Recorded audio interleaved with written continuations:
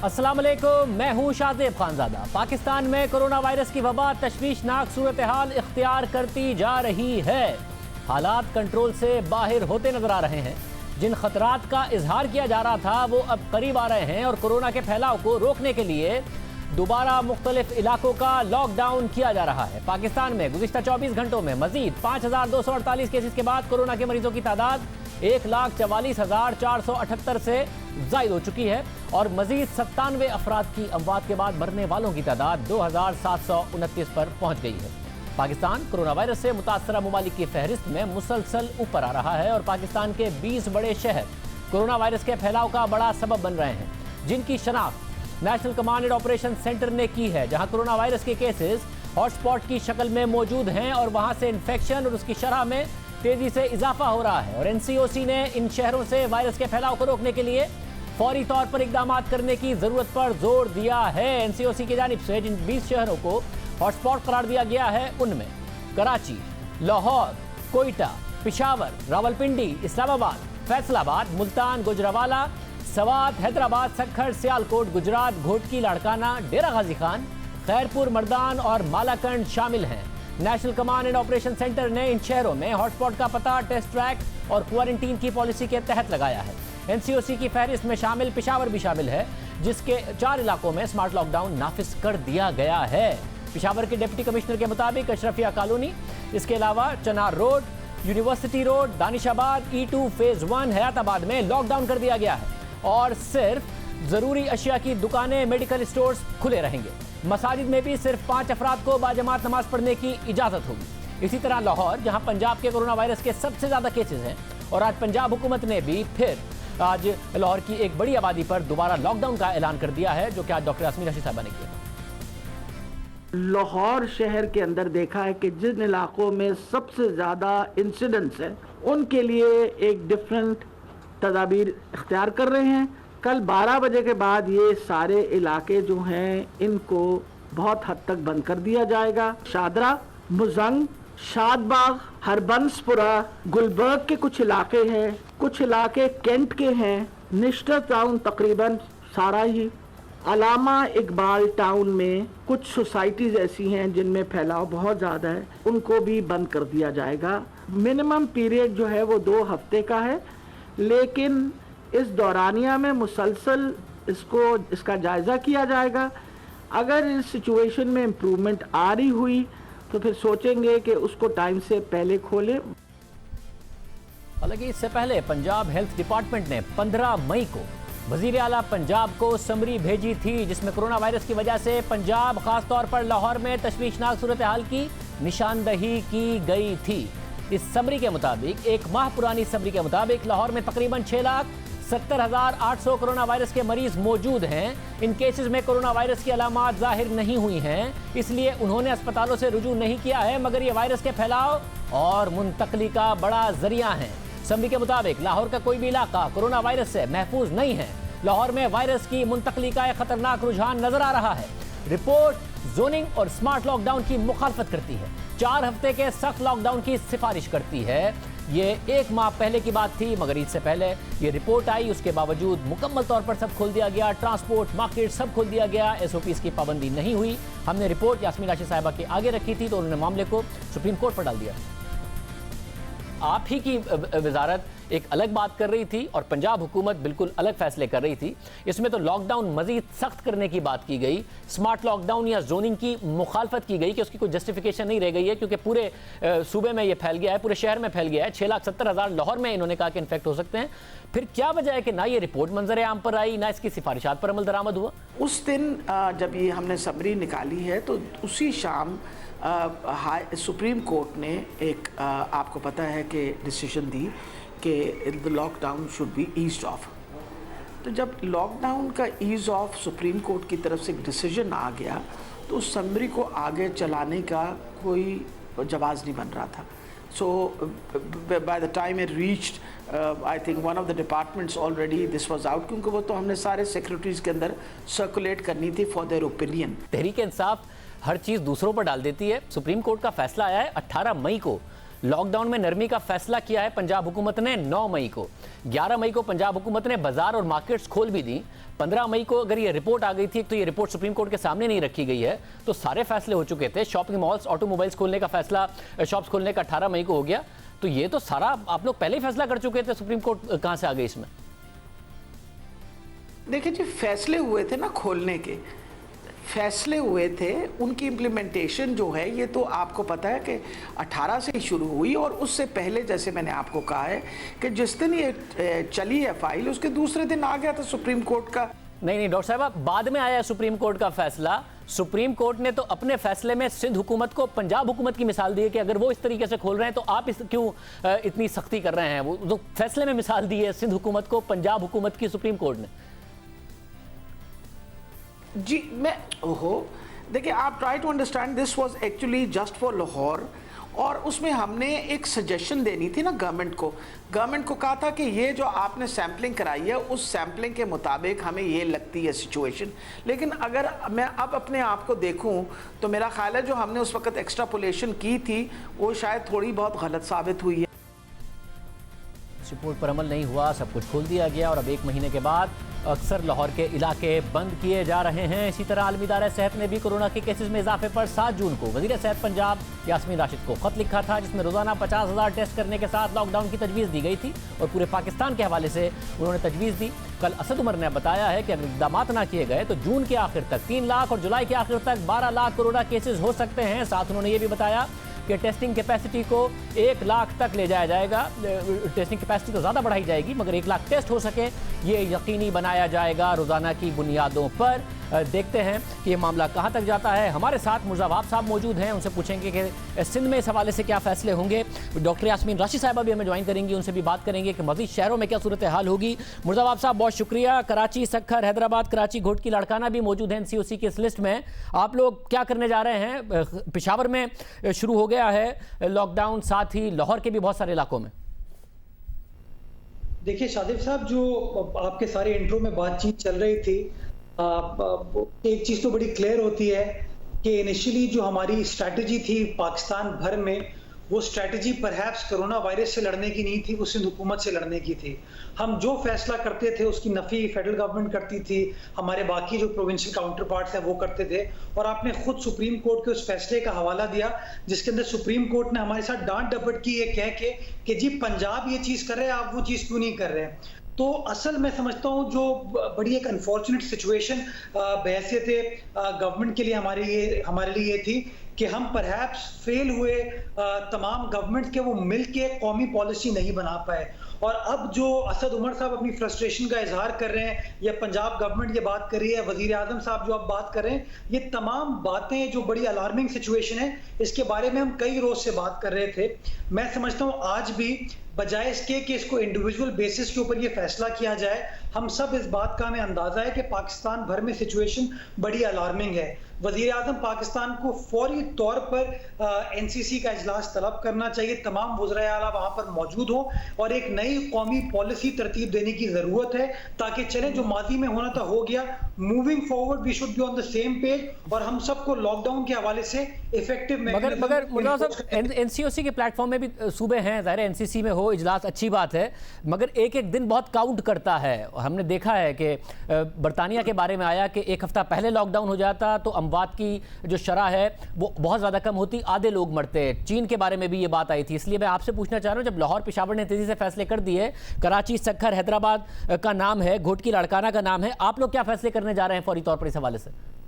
एक तो देखिए शादी, मैं थोड़ा सा आपको सिंध की सिचुएशन बताऊं कि सूबाई सिंध के अंदर तकरीबन जो हमारे 85% केसेस हैं वो कराची शहर के 6 अजला के अंदर हैं। जो बाकी अजला की आप बात करें, चाहे वो हैदराबाद हो, घोटकी हो, लाड़काना हो, खैरपुर हो, सक्खर हो, इसके अंदर सिचुएशन गो के नंबर्स हैं, बट इतनी अलार्मिंग सिचुएशन नहीं है।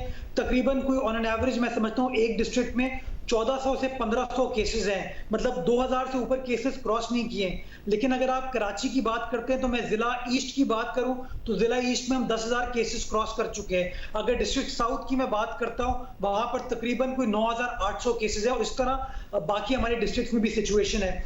तो जो हॉट जोन है या हॉट बेड है इस वायरस का, वो कराची शहर, और मैं समझता हूँ कराची शहर के अंदर पिन पॉइंट करना कि किस गली को बंद कर सकते हैं, मैं समझता हूँ कि थोड़ा मुश्किल होगा। हमें कराची के लिए ओवरऑल एक स्ट्रैटेजी बनाने की जरूरत होगी, जिसके अंदर मैं समझता हूँ चूंकि बहुत सारे वफाकी इदारों का अमल क्यों मुश्किल होगा अगर टेस्ट एंड ट्रैक की बुनियाद पर वो लाहौर के मुख्तलिफ एरियाज को आइडेंटिफाई करके, यूसीज को आइडेंटिफाई करके वहां पर कर रहे हैं लॉकडाउन, पिशावर में भी कर रहे हैं। ये एक अलग बात है कि लाहौर का एक बहुत बड़ा हिस्सा लॉकडाउन में जा रहा है, तो आप लोग कराची में क्यों नहीं कर सकते? शाजिब, आपको याद होगा सिंध के अंदर कराची वो पहला शहर था जहां पर हमारे डिप्टी कमिश्नर ने 11 यूसीज को सील करने का फैसला किया था। और आपको याद होगा कि जब हमने वो फैसला किया, हर शख्स ने हमारे उस फैसले के ऊपर तनकीद की। हमारी जो प्रोएक्टिवनेस थी ना, उससे लोग खुश नहीं थे। जो लोग आज ये अमवात देख के और नंबर्स के बढ़ने के बाद देख के फैसला कर रहे हैं, उनको काश हमारी बात उस टाइम पर सुन लेनी चाहिए थी। अब वो फैसला कर रहे हैं, तो अब अगर आप डिले कर देंगे तो अवाम का नुकसान हो जाएगा। ठीक है, उस वक्त आप लोगों ने फैसला किया, आप पर तनकीद हुई, इसके अलावा जो मामलात हुए वो हो गए। अब लोगों की जान बचाने के लिए आपने आइडेंटिफाई करके क्यों नहीं इंप्लीमेंट कर सकते? मेरी गुजारिश आप सुनिए। देखिए, कराची के अंदर फेडरल गवर्नमेंट के इदारों का बहुत अमल दखल है। कराची के अंदर बैंक्स की ब्रांचेज हैं जिसको सूबाई हुकूमत रेगुलेट नहीं करती। कराची में पोर्ट है, कराची में टैक्स के इदारे हैं। जब तक फेडरल गवर्नमेंट, प्रोविंशियल गवर्नमेंट मिलकर एक कंसर्टेड पॉलिसी नहीं बनाएगी, मैं समझता हूं इफेक्टिव लॉकडाउन नहीं हो पाएगा। हमको आइसोलेशन में काम करने की जरूरत नहीं है, हमको कलेक्टिवली मिलकर काम करने की जरूरत है। और मैं समझता हूं अगर वजीर आजम पाकिस्तान चाहें, वो सुबह एनसीओसी का या एनसीसी का इजलास बुला सकते हैं, सिंध गवर्नमेंट पार्टिसिपेट करेगी।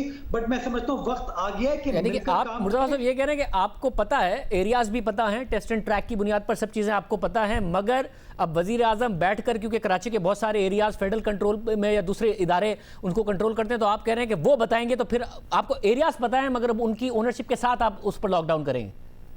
देखिए शाजिब, जब तक मैं समझता हूं कि कराची में सबका स्टेक है, जब तक मैं समझता हूं यूनानिमिटी ऑफ थॉट नहीं होगी, कराची शहर के अंदर कोई कार्रवाई कामयाब नहीं हो सकती। इसलिए मैं कह रहा हूं कि तमाम स्टेक होल्डर्स को मिलकर इसमें काम करने की जरूरत है। मैंने आपको गुजारिश की कि हमारे पास कराची शहर के अंदर 6 के 6 इजला का डेटा है। सबसे ज्यादा बुरी तरीके से मुतासर हमारा डिस्ट्रिक्ट ईस्ट है, नंबर 2 हमारा डिस्ट्रिक्ट साउथ है, और इसी तरह बाकी डिस्ट्रिक्ट्स हैं। बट डिस्ट्रिक्ट्स के अंदर जब आप फर्दर यूसीज के अंदर जाएंगे, तो फर्दर मैं समझता हूँ चीजों को बेहतर बनाने की जरूरत है, और ज्यादा बेहतर उसके अंदर वजीर आजम कराची आ रहे हैं, तो इस हवाले से कोई मुलाकात और फिर ये मामला रखने का इरादा है चीफ मिनिस्टर का? देखिए, अगर हमने सुना है कि वजीर आजम कल शाम को कराची तशरीफ ला रहे हैं, अगर वजीर आला सिंध वजीर आजम पाकिस्तान से मुलाकात होगी, तो लेट मी अश्योर यू कि वजीर आला सिंध वजीर आजम के सामने अपनी तमाम गुजारिशात रखेंगे। लेकिन मैं समझता हूँ शादिब, देखें, आपने जो माजी के जो एक्सपीरियंसेस थे ना, हमें उससे सीखने की जरूरत है। आपको याद होगा कि माजी के अंदर मॉल्स से क्या फैसले किए गए और आखिर में फेडरल गवर्नमेंट ने क्या फैसला किया, पंजाब गवर्नमेंट ने क्या।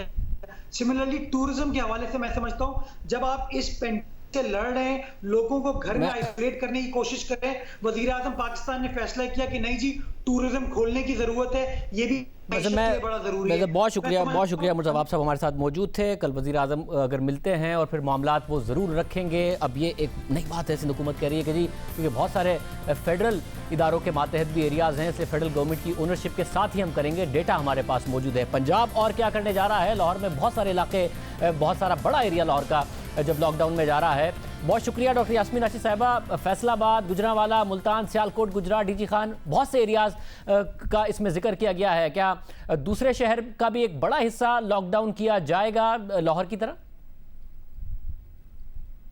असल में शाज़ेब बात यह है कि इस वक्त पंजाब में हमारे जो total number of identified cases हैं वो 54,138 हैं। लाहौर में सबसे बड़ी तादाद है जो तकरीबन 26,847 है, और उसके बाद रावलपिंडी जहां तकरीबन 4,217 केसेस हैं, फिर गुजरांवाला, लेकिन उससे पहले मुल्तान और फैसलाबाद, यानी फैसलाबाद में 3,750 हैं, और अगर मैं मुल्तान देखूं तो 3,140। यानी ये वो इलाके हैं जहां बड़ी तादाद हो गई अब मरीज़ों की। अब ठीक है, इनमें से रिकवर ज़रूर किए हैं लोग, कोई तकरीबन 10-11 हज़ार लोग रिकवर भी कर लेंगे, बट इवन देन अगर there is a certain number of people who will end up in hospitals. अब मकसद ये था कि हम लोगों ने तो पूरी कोशिश की लोगों को समझाने की और बताने की कि भाई अगर आप SOPs प्रैक्टिस कर लें, एंड आई एश्योर यू अगर वाकई लोग जेन्युइनली अपना एसओपीज, और वो कोई ऐसी मुश्किल एसओपीज नहीं है कि जिस पे आपके करोड़ों रुपए लगने, भैया आपने मुंह और नाक को ढांपना है, कोई ज़रूरी नहीं है कि आप मास्क पहने और सर्जिकल मास्क पहने, आप मुंह को कपड़े से ढांप सकते हैं, आप नकाब को ले सकते हैं ताकि आपके मुंह से जो और थूक या वो उसके ज़र्रे निकलें वो किसी और तक ना पहुँचे, हवा में ना मुअल्लक हों, ज़मीन पे ना सिंक करें। इससे बहुत ज़्यादा आप डिक्रीज़ कर सकते हैं अपनी इन्फेक्शन का रेट। दूसरी बात है, ईद वाले दिन अफसोस से ये कहना पड़ा कि लोगों ने did not do any social distancing. उन्होंने कहा कि शायद ये वबा चली गई, तो एक बहुत बड़ी खेप जो है वो हमारे पास ईद के दिनों की वजह से अब सामने नमूदार हुई है। अब इम्पॉर्टेंट ये था कि जिन इलाकों को फिर बाकायदा very scientifically the number of cases were counted and then उनके, क्योंकि एड्रेसेस और शनाख्ती कार्ड वगैरह सब कुछ हमारे पास होते हैं, हमने आइडेंटिफाई करके देखा कि किन इलाकों के सबसे बड़ी तादाद है। यानी आप वो समझिए कि डेंसिटी कहाँ ज़्यादा है, पर 1000 केसेस कहाँ ज़्यादा है। तो फिर देखा गया कि भाई शादरा हुआ, वॉल्ड सिटी है, मुज़क्का इलाका है, शादबाग है, हरबंसपुरा, यानी और फिर लाहौर तो देखें किसी एक छोटे से मुल्क जितना है। Look at the population, 1.25 crore आवाम रहती है यहाँ। यानी हम अपना जब मुकाबला करते हैं ना न्यूजीलैंड से, तो मुझे हंसी आती है कि न्यूजीलैंड की तो टोटल पॉपुलेशन 55 लाख है, यानी आधे लाहौर से भी कम पॉपुलेशन है उनकी, और उनके पास बहुत बड़ी जगह है। हम उस पॉपुलेशन इतने से इलाके के अंदर हमने 1.25 करोड़ बंदा रखा हुआ है। तो इसका मतलब है कुर्बत भी है, सोशल डिस्टेंसिंग का प्रॉब्लम है, फिर हम कुछ भी फॉलो नहीं करते। इस वजह से ये मसले मसाइल बढ़ गए हैं। मगर डॉक्टर साहब, ये दुरुस्त है कि न्यूजीलैंड और लाहौर का या पाकिस्तान का आबादी के लिहाज से मवाजना नहीं है, इसलिए कोरोना वायरस की जो जंग है उसमें मवाजना कर दिया जाता है। मगर न्यूजीलैंड और सिंगापुर की आबादी एक ही जितनी है, और सिंगापुर की आबादी भी 50-55 लाख है, मगर उसके बावजूद पाकिस्तानियों को बताया जाता था कि सिंगापुर ने जैसी तरक्की की है पाकिस्तान वैसी तरक्की करेगा। मवाजना इन दो ममालिक का भी नहीं बनता। और न्यूजीलैंड से की आबादी इस्लामाबाद से कम 3 गुना ज़्यादा है, मगर इस्लामाबाद के केसेस न्यूजीलैंड से 5 गुना ज़्यादा हैं। अमवात वहाँ 22 हुई हैं, इस्लामाबाद में 78 हो गई हैं। इस्लामाबाद में फेडरल हुकूमत है, हालांकि सिर्फ सूबों को कहा जाता है कि उन्होंने नहीं संभाला, तो इस्लामाबाद में तो फेडरल हुकूमत संभाल सकती थी। न्यूजीलैंड का मवाजना इस्लामाबाद से शायद किया जा सके। मैं एक और बात ये करना चाह रहा हूँ, बरतानिया, स्पेन, इटली, जर्मनी, हर जगह पढ़ी लिखी आवाम ज़्यादा है, उसके बावजूद वहाँ पर पेनल्टीज़ थी, हज़ारों लोगों को जुर्माने किए गए ताकि लॉकडाउन को इन्फोर्स किया जा सके। यहाँ पाकिस्तान में सिर्फ अवाम पर छोड़ दिया गया कि जी आप पासदारी करें, या टाइगर फोर्स पर छोड़ दिया गया। बाकी ममालिक में भी हुकूमत ने कराई पासदारी। मेरा ख्याल है शाहजेब, वहाँ के मुल्कों के साथ हमारा मुकाबला तो किया नहीं जा सकता। आप देखिए कितना स्ट्रिक्ट लॉकडाउन जो है वो चाइना ने प्रैक्टिस किया। अब वो स्ट्रिक्ट लॉकडाउन के बाद जब लगा कि things are now settling down, अब this virus is here to stay, ये चली तो नहीं गई ना। बीजिंग में आज दोबारा केसेस निकल आए, अब वो 80-83 केसेस निकले दोबारा। द होल थिंग इज़, हम ऑन द अदर हैंड इस तरह की कौम है कि मुझे कई दफ़ा लगता है लाहौरी ख़ास तौर पे एक अलहदा मखलूक है अल्लाह ताला की। वो तो बिल्कुल कोई बात सुनने को तैयार ही नहीं होते, और हर चीज़ जो है उसको बतौर तमाशा देखते हैं। It is very sad. नहीं, मगर डॉक्टर साहब, दूसरे शहरों में भी अवाम ने उस तरीके से पासदारी नहीं की, जब उनके ऊपर सख्ती नहीं की गई, तो जो इन्फोर्समेंट की जिम्मेदारी है वो हुकूमत की भी थी, बजाय इसके कि खुद अवाम पर छोड़ दिया जाता। दूसरे ममालिक ने भी इस तरीके से नहीं छोड़ा। आप मुझे ये बताइए, जब हमने इन्फोर्समेंट करनी है तो आप ही लोगों ने हमसे नाराज़ होना है। रोज़ाना तनकीद भी आप ही की तरफ से होगी कि अब हम जुल्म कर रहे हैं। आप हम तो किसी तरफ के नहीं है ना। अगर रोका जाए ज़बरदस्ती तो तब बुरे, और अगर ना रोकें तो तब बुरे। डॉक्टर साहब, यकीन कीजिए कि असद उमर साहब से लेकर दूसरे सूबाई वज़रा तक हमने बार बार कहा कि भाई आप या तो कोई जुर्माना रखिए या ज़बरदस्ती इन्फोर्स कराइए, अवाम के ऊपर ये ना छोड़िए। जब रमज़ान में भी बार बार पासदारी अवाम नहीं कर रहे थे, हमने बार बार अपने प्रोग्राम के प्लेटफॉर्म से ये बात की, अवाम की जिम्मेदारी है बुनियादी तौर पर कि ख्याल करें, मगर हुकूमत की भी जिम्मेदारी। बस अब तो नहीं अवाम पे छोड़ रहे ना। अगर अवाम पे छोड़ने वाली बात होती तो फिर पूरी कोशिश कर ली कि 1.25 महीने के अंदर शायद अवाम हमारी कोई बात सुन ले। अब हमने अपने ऊपर फिर दोबारा जिम्मेवारी ले ली है। अभी तो देखिए ना, लोग इसरार कर रहे हैं। मुझे पता चला है कि कुछ सोशल मीडिया पे चल रहे हैं, और अफसोस से ये कहना पड़ता है, अपोजिशन पार्टी के लोग कह रहे हैं कि क्योंकि ये तहरीक इंसाफ ने कहा मास्क पहनना है तो हम नहीं पहनेंगे। अब बताइए ये कोई बातें होती हैं करने वाली? ये हम किस तरह के लोग हैं? बिल्कुल जहालत जो है वो इस वक्त हमारे, वो कहती है, मैं तो कहती हूँ कि शायद कम ही कोई कौम इतनी जाहिल होगी जिस तरह के हम लोग की बातें। फिर ये कि जी कोरोना है नहीं, ये बाहर के मुल्कों से पैसे ले रहे हैं, ज़बरदस्ती हमें कोरोना कर रहे हैं। मुझे यहाँ तक लोगों ने फ़ोन किया कि जी वो एक टीका लगाते हैं उससे कोरोना हो जाता है। हम अस्पताल इसलिए नहीं जाते कि वहाँ एक टीका लगता है उससे कोरोना हो जाता है। अब बताइए कहाँ जाए बंदा। रज़ा भाई, ये है बड़ा अनफॉर्चुनेट कि कॉन्स्पिरेसी थियरीज़ हैं। तहरीक इंसाफ की सिंध क़यादत ने भी बहुत सारे ऐसे बयान यहाँ पर दिए, जबकि दूसरी जो सूबाई क़यादतें हैं उनकी तरफ से, दूसरी जमातों की तरफ से इस किस्म के बयान नहीं आए। मुझे ये बताइएगा कि 1 महीने पहले आप ही के हेल्थ डिपार्टमेंट की एक रिपोर्ट थी जिसमें कहा गया था कि लाहौर एपिसेंटर बन रहा है, बहुत ज़्यादा केसेस हैं, कंप्लीट लॉकडाउन कर दें, स्मार्ट लॉकडाउन की तरफ ना जाएँ। आप समझते हैं उसकी पासदारी 1 माह पहले हो जाती तो बेहतर था, नहीं की गई?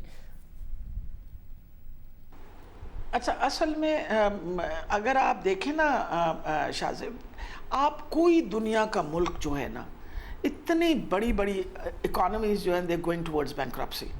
न्यूयॉर्क जैसा शहर विच वाज जो has a bigger economy than all of Pakistan, I think, वो तो अपनी बैंक्रप्सी डिक्लेयर कर रहा है। आपको पता है ना, this is the situation at the moment. तो हमारे जैसे गरीब मुल्क जो हैं उनके लिए तो सर्वाइव करना भी एक बहुत बड़ा अलमिया बन गया हमारे लिए कि हमने सर्वाइव किस तरह करना है। अगर काम नहीं होगा, रेवेन्यू जनरेट नहीं होगा, टैक्स नहीं आएगा, तो लोगों का किस तरह ख्याल करेंगे। यानी इस वक्त इतनी, यानी इट इज़ सच वो कहते हैं ना डिफ़िकल्ट सिचुएशन कि मैं जब इमरान खान साहब को देखती हूँ तो मैं सोचती हूँ, when I was with him day before yesterday, आप इमेजिन नहीं कर सकते कि what strain that gentleman is going through. कितनी मुश्किल डिसीजंस हैं जो उनको लेनी पड़ रही हैं, और सवाए तनकीद के और बुरा भला सुनने का हम और किसी से कुछ नहीं सुनते। मतलब ये दुरुस्त है कि उनको बहुत मुश्किल फ़ैसले करने पड़ रहे हैं, मगर तनकीद इसलिए नहीं हो रही है कि वो मुश्किल फ़ैसले क्यों कर रहे हैं, तनकीद इसलिए हो रही है कि वो दुरुस्त फ़ैसले क्यों नहीं कर रहे हैं। गरीब आदमी, उसकी रोज़ी सब बताकर लॉकडाउन किया गया था कि कोरोना से तो उससे ज़्यादा इस बात से ख़तरा है। अब कोरोना भी फैल गया और लाहौर को आप बंद भी दोबारा कर रहे हैं, दूसरे एरियाज़ को भी कर रहे हैं, तो ये बेहतर ना होता कि एक दफ़ा लॉकडाउन को ज़रिए कंट्रोल किया जाता और उसके बाद ये स्ट्रेटजी अपनाई जाती जो आप अपना रहे हैं। दूसरे ममालिक में भी ये हुआ कि पहले कंट्रोल किया और उसके बाद सिलेक्टिव लॉकडाउन किया जिस एरिया में वापस फैला। वैसे मैं आपको बताऊं कि इस खोलने की वजह से आपके सिचुएशन जो है, आई थिंक अभी भी अगर हम ये जिस तरह करने लगे हैं partial lockdown, I think will be able to control the situation to some extent. और मेरा ख्याल है अब लोगों को शायद होश के नाखून ले लें जब वो देखेंगे कुछ इलाके बंद हो गए हैं, तो मेरा ख्याल है वो SOPs भी प्रैक्टिस करने शुरू कर देंगे। क्योंकि हम तो यही कहते थे ना, आप SOPs प्रैक्टिस कर लें तो हम आपको नहीं बंद करेंगे, काम नहीं रोकेंगे आपका। लेकिन जब देखा, अब जब मुश्किल पड़ेगी, वही वाली बात है, ऐसी कौम है जो बातों से बात मानती नहीं है। आप बातें जितनी मर्जी कर लें, उन्होंने सुनना तो ये नहीं। आप ही खुद भरवा रहे हैं कि जब तक हम सख्ती नहीं करेंगे, जब हम तक स्ट्रिक्टनेस नहीं शो करेंगे, this is not going to be done. But then you must remember Shahzeb, you can't permanently close down a country. आप कितना अरसा बंद कर रहेंगे? ये वबा तो नहीं जाने लगी ना, इट्स देयर टू स्टे। आप देखें ना, मैंने ये आपको कोट किया कि चाइना जैसा मुल्क जिसने सब कुछ रोकथाम करके सब कुछ खोला, आज फिर बीजिंग में वो निकल आए केसेस। नहीं, मगर रसबा इस तरह नहीं निकले ना बीजिंग में कि पूरा बीजिंग बंद करना पड़ा हो या पूरा चीन बंद करना पड़ा हो। एक फूड मार्केट में निकला, 2 दिन में कोई 78 केसेस आए, फूड मार्केट बंद की, आसपास के एरियाज बंद किए, आसपास के स्कूल्स के हवाले से ऑर्डर्स वापस लिए। ऐसा नहीं है कि सब कुछ बंद कर दिया। बरतानिया में कहाँ 1000 से ऊपर अमवात होती थी, अब डबल डिजिट्स में आ गई हैं। इटली में डबल डिजिट्स में आ गई हैं, 36-38 अमवात। तो उन्होंने अपना पीक क्रॉस किया है। फिर ही आप टारगेट कर सकते हैं कि जी किस मार्केट में किस एरिया को बंद करना है। हमने उससे पहले कर दिया और अब जगह जगह फैला हुआ है। और आपने लाहौर के एरियाज जो सिलेक्ट किए, बहुत बड़ा हिस्सा लाहौर का बंद कर दिया। अभी भी मैं आपको ये बात बताऊं कि अभी भी इंशाल्लाह ये जो स्मार्ट लॉकडाउन हम करने लगे हैं और पार्शियल एरियाज बंद करेंगे, it will bring the situation under control. एक और चीज़ आप मत भूलिएगा शाहज़ेब कि हमारा फर्टिलिटी रेट अभी भी, मतलब it's not something that I want to reassure people on, लेकिन मैं दुनिया के साथ अगर मुकाबला करूं तो अभी भी अगर हम कहते हैं कि हमारे प्रूवन केसेस जो हैं आज के दिन में 1,45,000 हैं, तो end of the day the number of deaths are 2,720। The 1.8 आपका, हम पता नहीं अल्लाह ने कोई ख़ास हम पे मेहरबानी की है या हमारे पे वो वाली बात है कि शायद कोई एक्स्ट्रा टाइम ही अल्लाह ताला काम कर रहे होंगे हमारे लिए पाकिस्तान वालों की, क्योंकि शायद हम इतने जाहिल हैं and trying to save us, because fertility rate अभी भी हमारा compare to other parts of the world is less, और बड़ा अच्छा हमारा रिकवरी रेट है। अगर 51-52 हज़ार बंदे जो हैं वो ठीक होके घरों को चले गए हैं, सेहतमंद हो गए हैं, they can become active members of the community. मगर डॉक्टर साहब, शरह अमवात कम है, ये अल्लाह की मेहरबानी है, मगर मस्बत केसेस की शरह बढ़ गई है, ये हुकूमत की नाकामी है। 20% से ऊपर की शरह है, जो आसपास पड़ोस के ममालिक में नहीं है, भारत में नहीं है। देहाती एरियाज तक अगर ये चला गया, 12 लाख तक की बात कर रहे हैं सद उमर साहब, तो क्या वहाँ पर कैपेसिटी मौजूद है इस पूरे के पूरे क्राइसिस से निपटने की, या बहुत बड़ा क्राइसिस आ सकता है? क्राइसिस तो मेरा ख्याल है ये this is a situation which is an ever evolving situation. For example कल की मैं आपको बात बताती हूँ, परसों के दिन में number of cases admitted in Lahore hospitals were more than what happened yesterday, क्योंकि मैं रोज़ाना रात की रिपोर्ट लेती हूँ और वो मुझे बताते हैं कि इतने मरीज़ दाखिल हुए नए पेशेंट्स, कल के कंपैरेटिवली थोड़े कम थे। अब मकसद ये है कि टेस्टों की तादाद तो आपको पता है हमने बहुत बढ़ा दी है, और सिम्टोमेटिक लोग, अब people have become more aware about it, लोग आ भी रहे हैं। तो अभी मेरा ख्याल अगले हफ्ते में एक क्लियर पोजीशन जो है वो सामने आएगी।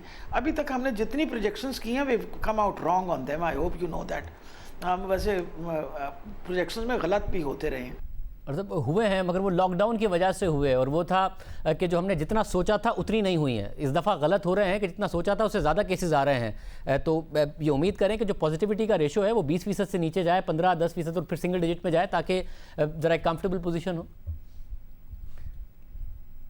मुझे लगता है कि इंशाल्लाह अगले हफ्ते 10 दिन में कुछ तब्दीली ज़रूर सामने आएगी आपके, कि the number of cases might be reducing a little bit. मतलब I have a feeling, I might be totally wrong, as I said, मैं बहुत सारे हम साइंस की बातें करके and we been proved wrong many a times, लेकिन अल्लाह करे हम गलत ही साबित हों और जो हम प्रोजेक्शंस देखते हैं वो उस तरह की प्रोजेक्शंस ना आएँ और पाकिस्तान इस मुश्किल से निकल जाए। लेकिन बात भी करनी ज़रूरी होती है, लोगों को बताना भी ज़रूरी होता है। अब आज ख़बर ये चल रही है कि असद उमर ने लोगों को डराया, भी डराया नहीं। अगर सच्ची बात करो तब नाराज़, ना बात करो तब नाराज़, किस तरफ जाए हमें समझ नहीं आती। बहुत शुक्रिया डॉक्टर साहब। ये बात दुरुस्त है कि सच्ची बात ही आवाम के सामने रखनी चाहिए, जो भी मामला है, और आवाम में इस हवाले से ये भी आप दुरुस्त कह रही हैं कि बहुत ज़्यादा कॉन्स्पिरेसी थियरीज़ हैं। आवाम को हुकूमत पर यकीन करना चाहिए, कोरोना वायरस के हवाले से जो हुकूमत ने ताकीद की उस पर भी अमल करना चाहिए। जहाँ हुकूमत बरी ज़िम्मा नहीं है इस बात से कि इस मामले को इन्फोर्स कराती, वहाँ पर अवाम भी बरी ज़िम्मा नहीं है इस बात से कि वो अपनी ज़िम्मेदारी पूरी करें और जो SOPs की पासदारी करें। और साथ ही जो अवाम की बात कर रही थी, हमने उनसे, डॉक्टर यास्मीन रशीद साहिबा से कहा कि सिंध में इस वक्त जो तहरीक इंसाफ की क़यादत है उसने भी बहुत ज़्यादा किरदार अदा किया इसमें, कि जिस किस्म के बयानात दिए गए, जिसमें रुकन सिंध असेंबली खुर्रमशेर ज़मां ने जिस किस्म की बातें की, खुर्रमशेर ज़मां में ख़ुद भी फिर कोरोना वायरस की तशख़ीस हुई, हम उनकी सेहत के लिए दुआ गो हैं। साथ ही हम बात करते डॉक्टर साहिबा से कि बार बार इस प्लेटफॉर्म से कहा गया कि कम अज़ कम आवाम को इन्फोर्स कराइए। असद उमर साहब से उस वक्त भी हमने ये बात की। असद उमर साहब, वज़ीर आज़म ने भी ये बात की कि हम आज़ाद कौम हैं और इस तरीके से ज़बरदस्ती नहीं करनी चाहिए, जेलों में नहीं डालना चाहिए। जो जेलों में डालने वाली बात है वो ज़ाहिर दुरुस्त है, मगर पेनल्टीज़ तो हैं। ऑस्ट्रेलिया, कनाडा आज़ाद कौमें हैं, जमहूरियतें हैं, वहाँ पर $1,500-2,000 $2,000 की पेनल्टी पड़ रही है, जुर्माना पड़ रहा है शहरियों को अगर वो ये नहीं बता पाते कि वो घर से क्यों निकले हैं। तो लोगों की सवाबदीद पर तो नहीं छोड़ा गया है, लोगों को मजबूर तो किया गया है कि इस लॉकडाउन पर अमल करें। सवाल सिर्फ ये आ जाती है कि क्या हुकूमती जोर से, क्या ताकत के इस्तेमाल से, क्या कानून के इस्तेमाल से वो हो सकता है। आज भी अगर आप आप कराची में होते हैं, अगर आप बाहर निकल के देखें तो आपको नजर आएगा कि जो इस वक्त कानून कह रहा है, जो इस वक्त हुकूमत की हिदायत है, वो नहीं फॉलो की जा रही। तो क्या इससे ज़्यादा और सख्त इकदाम या अहकामात अगर आप इशू कर देंगे, सादर कर देंगे, तो वो फॉलो हो जाएंगे? मेरे ख्याल में मैं फिर वही कहूँगा, ये उस वक्त हम इसमें कामयाबी हासिल करेंगे जब पाकिस्तान के शहरी के दिल की आवाज़ बने और उसको मन तक उसको समझ में आए, उसका जहन समझे कि हाँ वाकई ये सही चीज़ है। अब नहीं किया गया पाकिस्तान के शहरियों की तरफ से अमल, हुकूमत ने भी नहीं कराया। वज़ीर-ए-आज़म ने टाइगर फोर्स का कहा था, टाइगर फोर्स ने भी नहीं कराया, और इस वक्त सूरत हाल अब सबके सामने है। इटली में लॉकडाउन के इब्तिदाई 2 हफ्तों में 1 लाख शहरियों को हुकूमती हिदायत की खिलाफ वर्जी पर जुर्माने आयद किए गए। स्पेन की हुकूमत ने 14 मार्च को मुल्क भर में लॉकडाउन लगाया। यहाँ भी तालीमी इदारे, गैर जरूरी कारोबार, होटल, सयाहती मकामात बंद कर दिए गए। स्पेन ने दीगर यूरोपीय ममालिक के साथ लगने वाले अपने बॉर्डर्स भी बंद कर दिए, लोगों को घरों तक महदूद कर दिया। लॉकडाउन पर अमल दरामद के लिए मुल्क भर में लाखों पुलिस और फौजी एहलकार तैनात कर दिए। शहरियों की निगरानी के लिए ड्रोन्स का इस्तेमाल किया गया। खिलाफ वर्जी पर 601 यूरो से लेकर 40,400 यूरो तक का जुर्माना आयद किया जा सकता था। शहरियों के गैर जरूरी सफर पर 600 यूरोस, पुलिस के साथ उलझने या बदतमीजी करने पर 10,000 यूरोस तक का जुर्माना था। लॉकडाउन के पहले ही महीने में यानी 15 मार्च से 14 अप्रैल तक स्पेन में 5 लाख जुर्माने किए गए। फ्रांस में भी 17 मार्च को कोरोना के 22 मुल्कगीर लॉकडाउन लगा। तमाम गैर जरूरी कारोबार, इज्तिमात, लोगों के गैर जरूरी सफर पर पाबंदी लगा दी गई। शहरियों को इंतहाई जरूरी काम के लिए ही घर से बाहर निकलने की इजाजत थी, वो भी दिन में एक बार, सिर्फ 1 घंटे के लिए। हर शहरी के लिए लाजमी करार दिया गया कि घर से जाने की वजह और वक्त एक फॉर्म पर लिख कर रखे और वो फॉर्म दिखाए पुलिस को अगर पुलिस मांगे। फ्रांस में भी लॉकडाउन की खिलाफ वर्जी पर 135 यूरो से 3,700 यूरो तक का जुर्माना था और ये सारी हिदायत देकर आवाम के ऊपर नहीं छोड़ दिया गया बल्कि जुर्माने लगाए गए, इन्फोर्स किया गया। इस वक्त आप सामने ग्राफ देख रहे हैं कि किस किस यूरोपीय मुल्क में कितने जुर्माने लगाए गए। जर्मनी में भी बाकायदा तौर पर 100 से 250 यूरो का जुर्माना रखा गया। बरतानिया में जुर्माना रखा गया और पुलिस जुर्माने करती भी नजर आई। इन तमाम ममालिक ने लॉकडाउन को इन्फोर्स कराने के लिए कवानीन बनाए और फिर आवाम पर नहीं छोड़ दिया बल्कि जुर्माने लगाए और अपना लॉकडाउन कामयाब किया। पाकिस्तान में अप्रैल के महीने तक लॉकडाउन के नतीजे में सूरत हाल कंट्रोल में थी और इसे कंट्रोल में रखा जा सकता था और उसके बाद पीक करने के बाद आहिस्ता आहिस्ता जो स्मार्ट लॉकडाउन स्ट्रेटजी उसकी तरफ जाया जा सकता था, मगर लॉकडाउन नरम किया गया। हालांकि अप्रैल के महीने तक खुद वजीर आजम दूसरे ममालिक से कंपेयर कर रहे थे और लॉकडाउन का इसका क्रेडिट दे रहे थे। इसके मुताबिक जो मैं आपको मुबारक देना चाहता हूँ कि इसके मुताबिक आज नहीं 25 अप्रैल तक हम अंदाज़ा ये था कि 50,000 कोरोना के मरीज़ होंगे पाकिस्तान में और आज जो हम कैलकुलेट कर रहे हैं इंशाल्लाह 12 से 15,000 तक कोरोना के मरीज़ होंगे। जो कैलकुलेशन पहले थी 50,000 होने थे, आज जो हम सारे असेस कर रहे हैं जो जितने भी कोरोना के केसेस आ रहे हैं, तो आज हम समझते हैं कि 12 और 15,000 के बीच में। आज हम इस खुशकिस्मत कंडीशन में इसलिए, और खुशकिस्मत इसलिए मैं कह रहा हूँ कि आप दुनिया में और मुल्कों का हाल देखें इस वक्त कि किस तरह 1,000 800 दिन में लोग मर रहे हैं वहाँ। तो उसके मुकाबले में मैं ये कह रहा हूँ कि उनका जब मुआवजा किया जाए तो हमारे हालात बहुत बेहतर हैं। तो और मैं ये इसलिए भी हैं कि जब 26 कोरोना के केसेस थे पाकिस्तान में 13 मई के करीब, तो हमने तब लॉकडाउन किया था पाकिस्तान में। हाँ 13 मार्च को, तो हमारा 26 फरवरी को पहला केस आया था और जब हमारे 26 केसेस हुए तो 13 मार्च को हमने अपना लॉकडाउन शुरू किया था। अप्रैल में जो सोचा था उतने केसेस नहीं आए, मई में जितना सोचा था केसेस नहीं आए।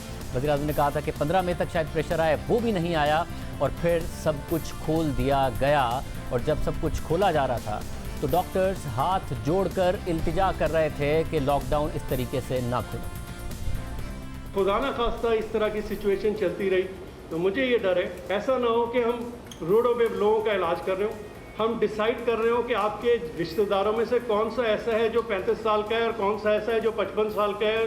55 वाले साल को छोड़ देते हैं, सिर्फ 35 को देखते हैं, बाकी को फारिग कर देते हैं। मैंने ये गौर किया है कि जब से ये 14 तारीख से लॉकडाउन ईज आउट हुआ है और लोगों ने बाहर निकलना शुरू किया है, तो जो कोरोना के मरीजों की तादाद है वो अचानक से बढ़ गई है। हम बिजनेस कम्युनिटी से रिक्वेस्ट करेंगे, हमें पता है कि लॉकडाउन बिजनेस के ऊपर बहुत बुरा असर डाल रहा है, इकोनॉमिकल इफेक्ट्स हैं, हर एक के ऊपर हैं, डॉक्टर के ऊपर भी इकोनॉमिकल इफेक्ट्स हैं। हमारे भी घर क्लिनिक से चलते हैं, हमने भी क्लिनिक्स बंद की हुई हैं। जब आप बीमार होंगे तो आप काम कहाँ से करेंगे, जिंदगी वापस नहीं आ सकती। हमारे हुक्मरान ने बहुत गलत फैसला किया है और हमारे उलमा ने बहुत गैर संजीदगी का और इंसान की जान से खेलने का मुजाहरा किया गया है। कहीं पर भी आपने 20 SOPs बनाए, क्या ये SOPs पे पाकिस्तान के मस्जिदों में उस पर अमल होगा? कैसे अमल होगा और कैसे उसको कराया जाएगा? ये जितने भी दुकानें, ये जो स्टोर्स हैं, खुदारा इसको बंद करें। उलमा से हाथ जोड़ के रिक्वेस्ट है कि खुदारा ये फैसला आप वापस ले लें।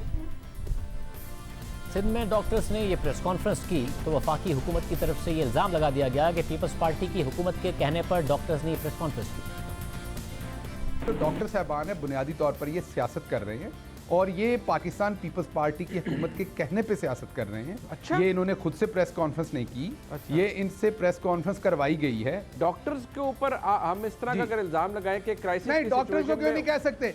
नहीं, डॉक्टर्स को क्यों नहीं कह सकते? सर, डॉक्टर ने एमएस नहीं बनना होता हॉस्पिटल का, डॉक्टर ने लुक्रेटिव पोजीशंस नहीं लेनी होती। अच्छा जी। डॉक्टर्स को आप क्यों नहीं कह सकते?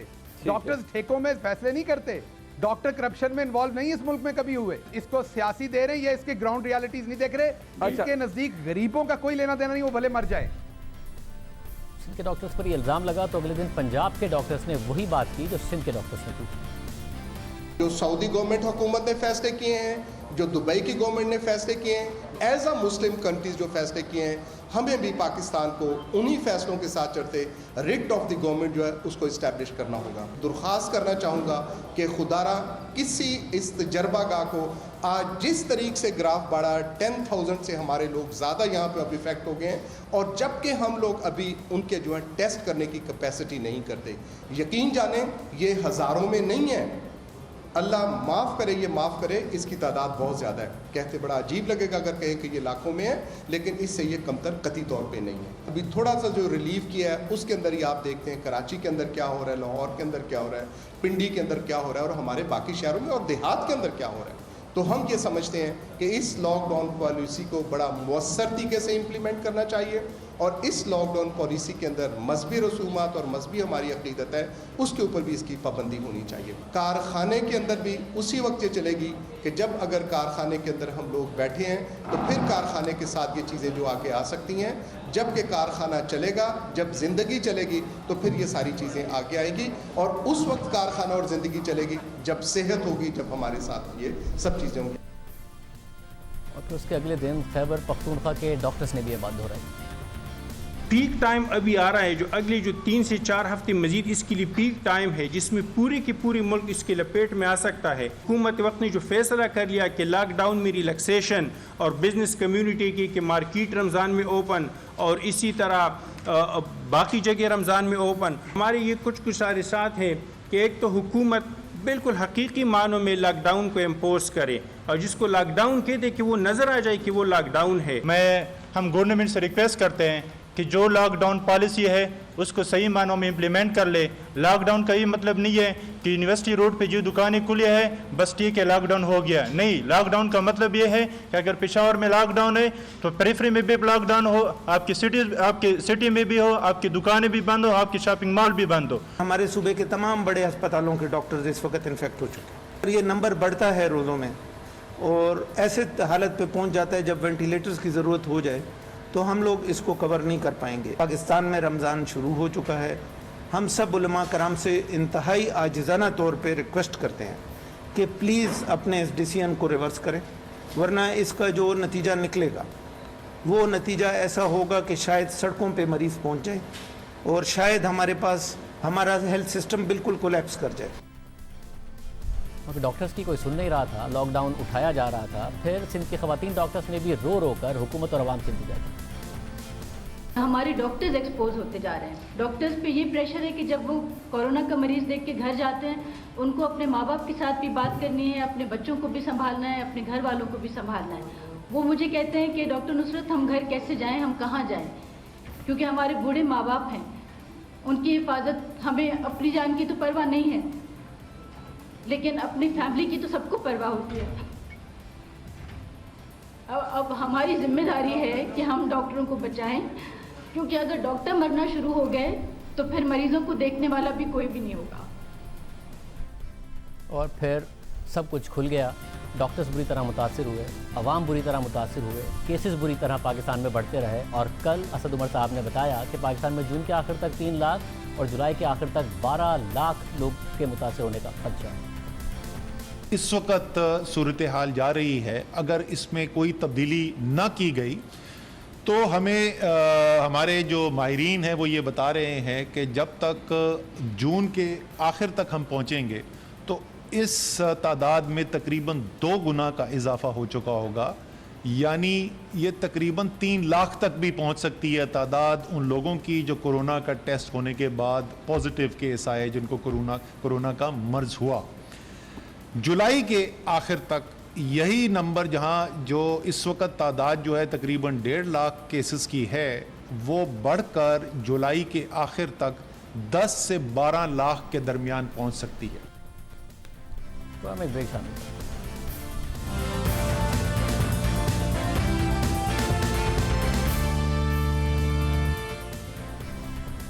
जस्टिस काजी फाइज ईसा केस अहम मरहले में दाखिल हो गया है। यह हफ्ता बड़ा अहम साबित होगा और ये मुमकिन है कि सुप्रीम कोर्ट इस हफ्ते केस की समाअत मुकम्मल कर ले। आज की समाअत के दौरान अदालत के रिमार्क सामने आए कि कोई भी जज एहतसाब से बालातर नहीं है, लेकिन किसी जज को अमूमी अंदाज में चैलेंज करने की इजाज़त नहीं देंगे। दौरान समाअत हुकूमती वकील ने मिसाल दी कि आर्टिकल 63 के तहत जायदादें जाहिर ना करने वाला रुकन असेंबली अपनी मिल्कियत से महरूम हो जाता है और जज भी सर्विस ऑफ पाकिस्तान में आता है। इस पर जस्टिस मकबूल बाकी ने रिमार्क्स दिए कि फरोग नसीम साहिब, क्या आपका यही मुकदमा है? जो दलाइल आप दे रहे हैं ये आपका मुकदमा नहीं है।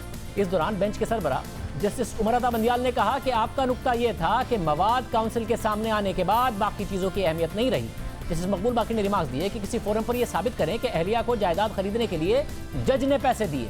फरोग नसीम ने अदालत को बताया कि अभी ये वजाहत देनी है कि प्रॉपर्टीज कैसे खरीदी गई। आज तक इस सवाल का जवाब नहीं दिया गया। इस दौरान जस्टिस मंसूर अली शाह ने सवाल किया कि अहलिया को अपने वालिदैन से कुछ मिले, क्या वो बताना भी शौहर की जिम्मेदारी है? फरोग नसीम ने जवाब दिया कि अहलिया के असासे आमदनी से जायद हैं। इस मौके पर जस्टिस मंसूर अली शाह ने सवाल किया कि ऐसा कौन सा रिकॉर्ड है जिससे अहलिया के असासे आमदनी से ज़्यादा लगते हैं? क्या इस बात का इम्कान है कि FBI अहलिया से ज़राए पूछ ले? फरोग नसीम ने कहा कि FBI पूछे और अहलिया जवाब दे दे तो केस खत्म हो जाएगा। तो जस्टिस मंसूर अली शाह ने सवाल उठाया कि अहलिया के असासे आमदनी से ज़्यादा हैं तो इसका तयन किस फोरम पर होगा? फरोग नसीम ने जवाब दिया कि सर्विस ऑफ पाकिस्तान के तहत ये जवाब खावन ने ही देना है।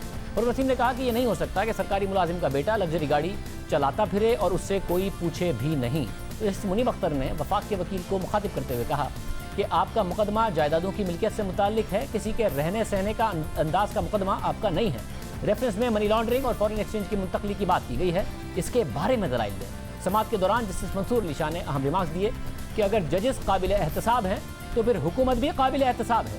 जिस पर फरोग नसीम ने कहा कि हुकूमत का एहतसाब भी होना चाहिए, बिल्कुल होना चाहिए। जायदाद जज की है, लेकिन लगता है कि ट्रायल सदर और वजीर आजम का हो रहा है। जस्टिस मकबूल बाकी ने रिमार्क्स दिए कि बदनीयती के इशू पर बात आगे बढ़ती है तो फिर इसके नताइज भी होंगे। जिस पर फरोग नसीम ने कहा कि नताइज हुए तो फिर वो सब पर और बिला इम्तियाज़ होंगे। वैसे फरोग नसीम ने अदालत को बताया कि वो कोशिश करेंगे कि अपने दलाइल 2 दिन में मुकम्मल कर लें और अब समाअत कल होगी। आज के प्रोग्राम में इतना ही। आपसे कल के प्रोग्राम में ही मुलाकात होगी। इजाज़त दो।